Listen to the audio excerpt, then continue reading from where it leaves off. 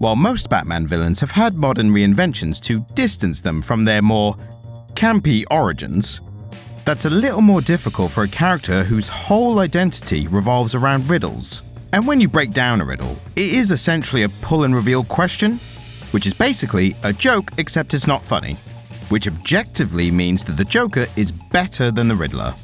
Anyway, since this is a character that is sometimes used as a punching bag by annoyingly pretentious comic book fans on the internet, that is why I was so surprised to read not one, but two great Riddler comics in 2022.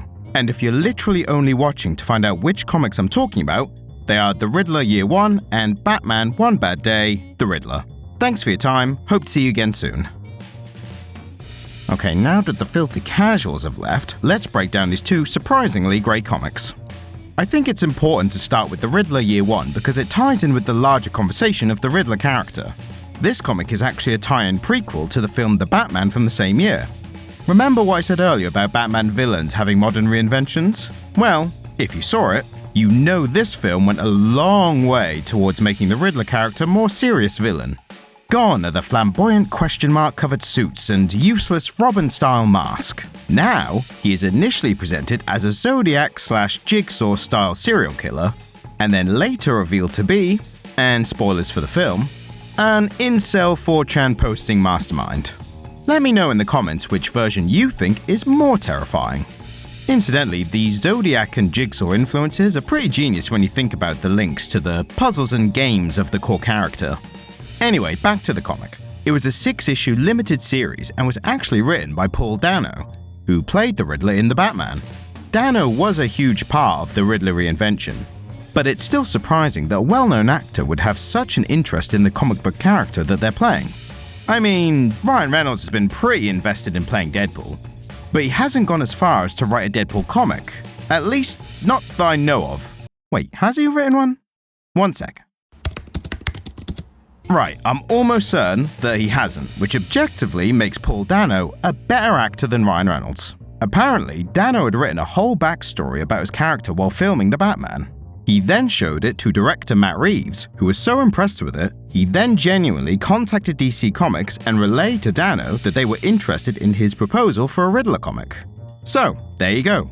For any aspiring comic book writers out there, all you have to do is star in a major motion picture portraying the character you want to write for, and then they'll let you make a comic for them. It's so easy, and Ryan Reynolds still won't do it.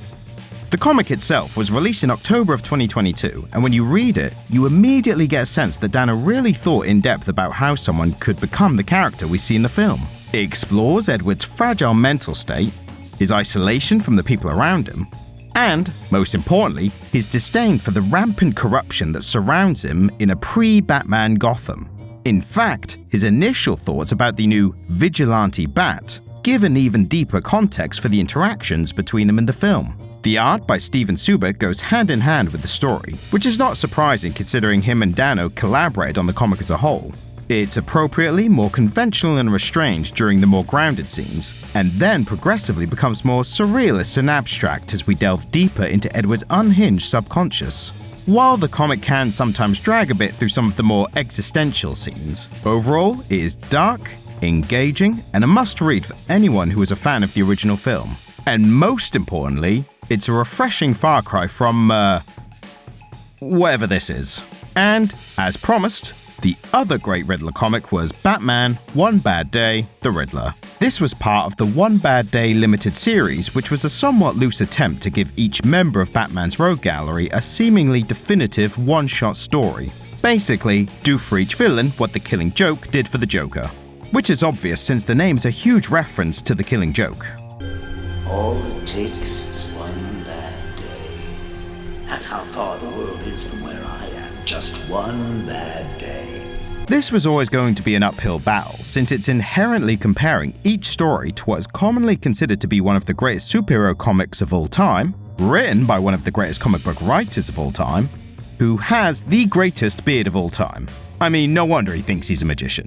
Now, if you hadn't already guessed, none of the issues quite live up to the lofty expectations of the Killing Joke.